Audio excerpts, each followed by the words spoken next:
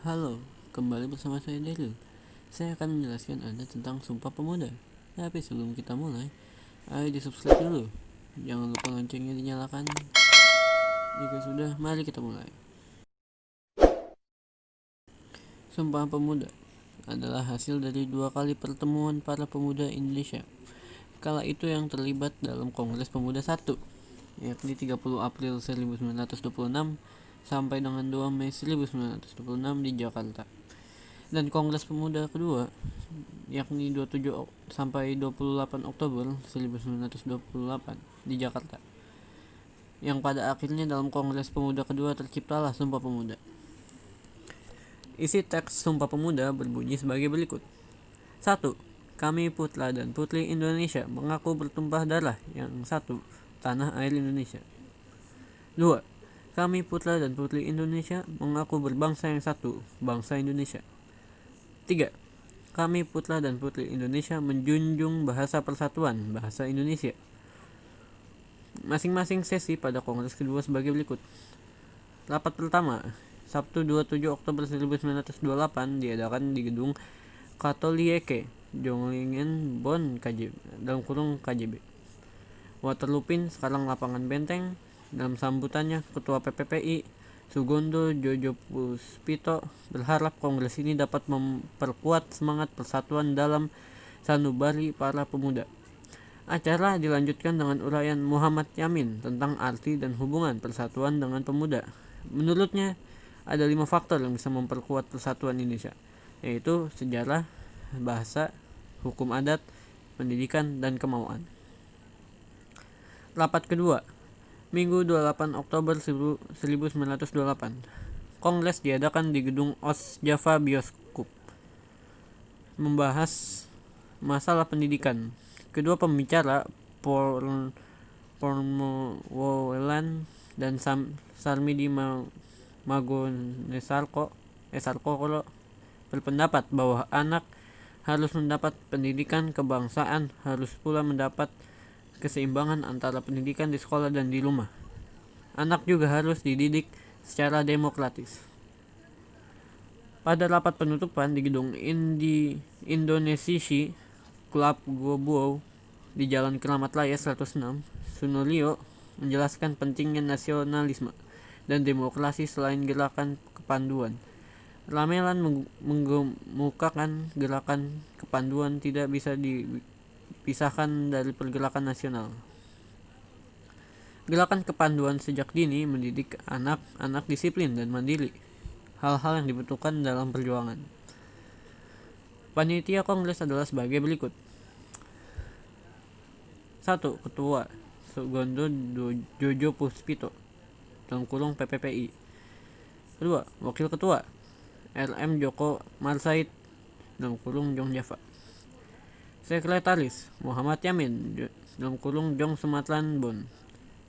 Bendahara Amil Jalifudin (Jong Bataks Bon). Pembantu 1. John Muhammad Chai (Jong Islamitin Bon). Pembantu 2.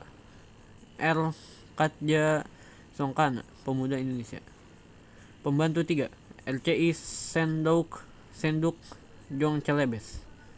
Pembantu 4.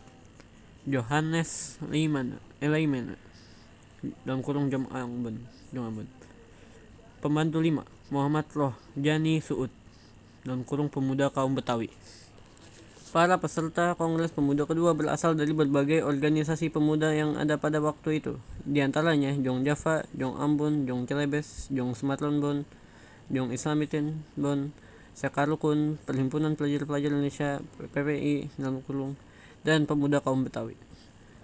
Tujuan Kongres Pemuda 2 antara lain: 1. Melahirkan cita-cita semua perkumpulan pemuda-pemuda Indonesia. 2. Membicarakan beberapa masalah pergerakan pemuda Indonesia. Serta 3. Memperkuat kesadaran kebangsaan dan memperteguh persatuan Indonesia. Pada Kongres Pemuda 1 tersebut, para pemuda memang belum dapat menyatukan pandangan dan masih mengutamakan kepentingan suku bangsa. Salah satu tokoh pemuda bahkan dikenal sebagai orang yang paling menentang fusi atau menyatukan organisasi pemuda yang bersifat kedaerahan itu dalam satu wadah. Namun, Tokoh pemuda itu kemudian malah dikenal sebagai sosok yang merumuskan Sumpah Pemuda dalam Kongres Pemuda kedua yang berlangsung pada 1928. Tokoh itu adalah Ketua Jong Sumatran Bon, Muhammad Yamin. Sumpah tersebut awalnya dibacakan oleh Sugondo dan kemudian dijelaskan panjang lebar oleh Yamin. Bangunan di Jalan Keramat Raya 106, tempat dibacakannya Sumpah Pemuda, adalah sebuah rumah pondokan untuk pelajar dan mahasiswa milik Si Kok Leong. Gedung Keramat 106 sempat dipugar Pemda DKI Jakarta 3 April sampai dengan 20 Mei 1973 dan diresmikan Gubernur DKI Jakarta Ali Sadikin pada 20 Mei 1973 sebagai Gedung Sumpah Pemuda. Gedung ini kembali diresmikan oleh Presiden Soeharto pada 20 Mei 1974. Dalam perjalanan sejarah, Gedung Sumpah Pemuda pernah dikelola Pemda DKI Jakarta dan saat ini dikelola Kementerian Pariwisata dan Ekonomi Kreatif. Sebelum kongres ditutup, diperdengarkan lagu Indonesia Raya karya W.G. Rudolf Supratman yang dimainkan dengan biola saja tanpa sair atas saran Sugondo kepada Supratman. Lagu tersebut disambut dengan sangat meriah oleh peserta kongres. Orang yang pertama kali menyanyikan lagu Indonesia Raya adalah Theodora Atia Salim yang lahir pada 26 Juli 1913.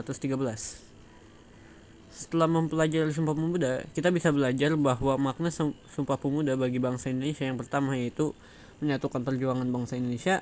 Perjuangan para pemuda dalam mendapat kemerdekaan sangat besar. Kala itu, pemuda dan pemudi tokoh Sumpah Pemuda telah mengorbankan waktu, tenaga, pikiran, moral, bahkan harta benda demi menyatukan bangsa Indonesia. Tanpa makna Sumpah Pemuda atau serta perjuangan pemuda dan pemudi kala itu, mungkin saja Indonesia tak mencapai kesatuan untuk melawan penjajahan negeri. Sepertinya itu saja ya teman-teman. Terima kasih sudah menonton. Jangan lupa berlangganan dan tekan tombol like di bawah ya. Dah.